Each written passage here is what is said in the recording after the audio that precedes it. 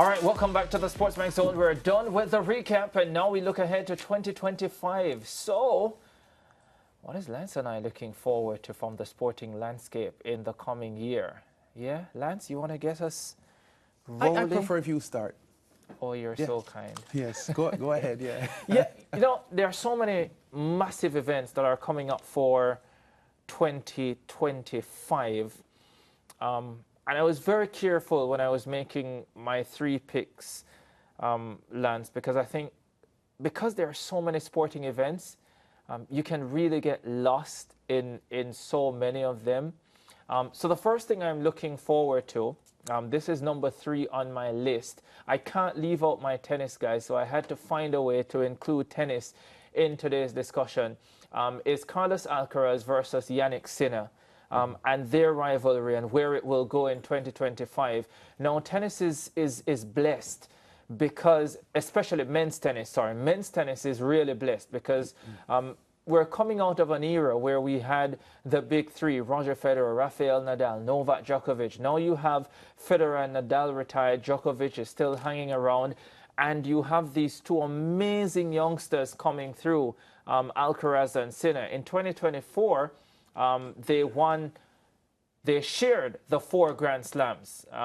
Sinner winning the first and the last, the Australian Open and the US Open, and Alcaraz winning the French Open and Wimbledon. And I just can't wait to see where their rivalry will take them in 2025. I think only once did Sinner beat Alcaraz in 2024, and that was at the cash-rich Sixes Slam. And so, yeah, it's going to be another amazing year for men's tennis, and I think those 2 will very much be at the center of it. So that is my number 3. At number 2 for me on the list of things to look forward to in 2024 is, let's go, guys. Here we go. The West Indies fast bowling unit.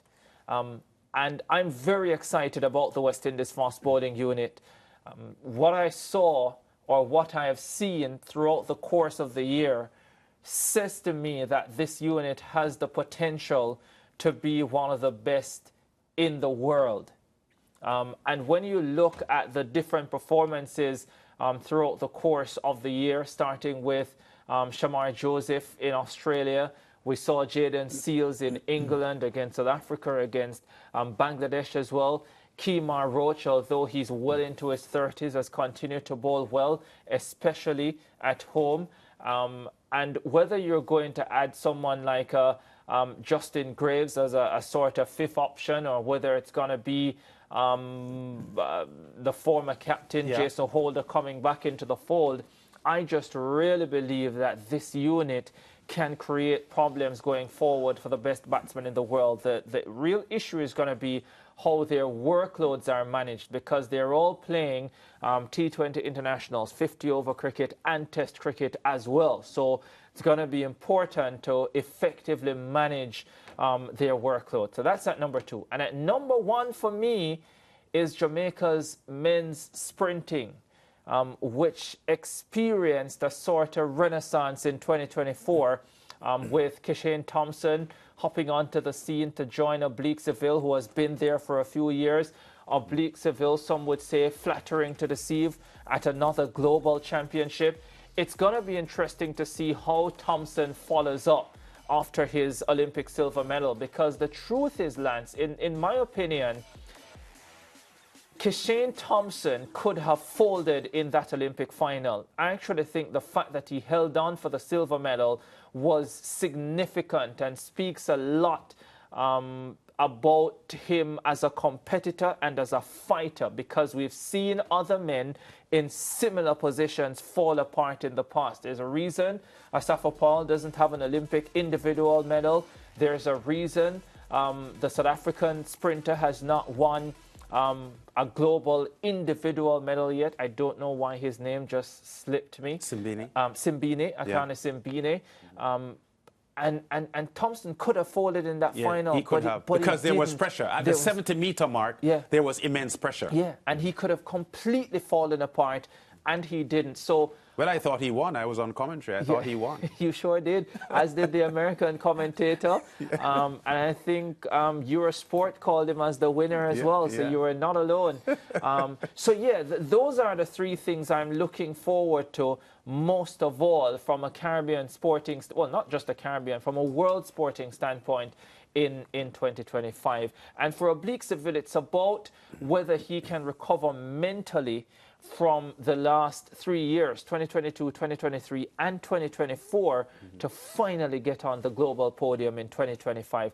Oh, and by the way, coaches, I want to see them run some more 200s. Yeah, and that's always a good thing for the 100-meter sprinters, because the 200 meters allows them good preparation work to sustain their speed for the 100 meters. So the things I'm looking forward to aren't dissimilar to the top people who I have chosen, because everyone I've spoken about, Julian Alfred, Jordan Crooks, and Safi Joseph, I'm very keen to see what they will deliver in 2025. Because their 2024s were so outstanding, I'm very, very keen to see what they will deliver in 2025. So for Julian Alfred, Safi Joseph, and Jordan Crooks, I'm on the edge of my seat looking for what they will deliver in 2025. But the events that I'm most looking forward to, or the series that I'm most looking forward to, would be one, the CONCACAF World Cup qualifying football competition, which will be critical for the Caribbean teams. The Reggae Boys is the highest ranked Caribbean team, and I think ranked 4th in CONCACAF at the moment.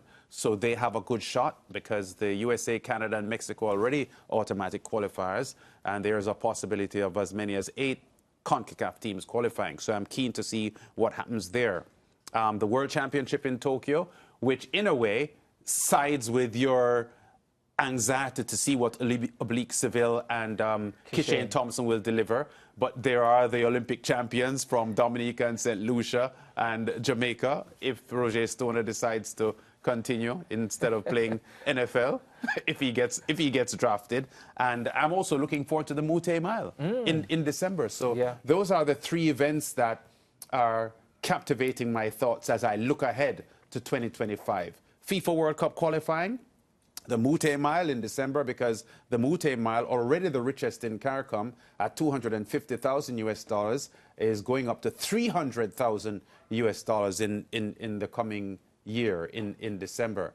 And I also want to see what happens in Tokyo at the Worlds. Yeah, I'll be very disappointed if the Reggae Boys didn't qualify for the FIFA World Cup, given everything that you have just said, and especially the fact that Canada, USA, and Mexico have gotten buys to the World Cup as host nations. So enough of that said. Steve McLaren, I hope you are watching this. Take that as a sort of charge to go and lead that team to the World Cup. For Jordan Crooks, and this also is an interesting one for me, Lance, because I'm watching this closely, and we've seen it in recent years with Caribbean swimmers, where they have done well. The most recent top-class Caribbean swimmers have all done excellently on the short course circuit. So you think of Alia Atkinson, who is a world record holder. You think about... Still is. Her world record still stands. Who is a world record holder. My apologies, Alia. At 50 breaststroke. Yes. Talk about Dylan Carter from Trinidad and Tobago, who has won world short course medals. Yes. And now we see Jordan Crooks coming through. Now a 2-time world short course 50-meter freestyle champion, and was a bronze medalist in the 100 freestyle as well. What they have not done is to replicate that level in the Olympic size pool, either at the Olympic Games or the World Championships. Now, the World Aquatics Championships will be held in July and August of next year, and I want to see Jordan Crooks take that step up. So if we were to juxtapose swimming with track and field, the World Short Course would be like the World Indoor Championships. Yes. And then you have the Olympic Games and the World Championships held outdoors. I want to see Jordan Crooks take that step up to being a medalist at the World Championships come next summer. And I think he has the ability to do it. And I would go as far as to probably say I'd be a little bit disappointed if he wasn't on the podium in either the 50 free or the 100 free. Yeah, as you talk about world indoors in track and field, I know that Chris Brown, the fireman from the Bahamas, had done well indoors as well, and wasn't able to repeat it that much outdoors. Jeremy Richards had a few fourth place finishes. Yeah, very good though, but not medaled. Jeremy Richards has a 400 gold world indoors, but was fourth at the Paris Olympic Games outdoors. So I take the point that world indoors is good because it's a global meet, but as the long course is to swimming, the outdoor world championship is to track and field, where it carries a lot more glory. And by the way, it's part of why what Julian Alfred achieved in 2024 was so special, because I actually need to go and do the research. But you'd be hard-pressed to find an athlete who won the world indoor title and the outdoor global title in that same year. Yes. Rare. Very rare. So what Julian Alfred achieved was special. Yeah? Out of time for that? Yeah. Wonder what you're looking forward to in 2025. Send us your voice notes and tell us. Plus, of course, tell us your most memorable moment of 2024. 564-7661. WhatsApp. Yeah, we're going to be playing those after the break. Stay with us.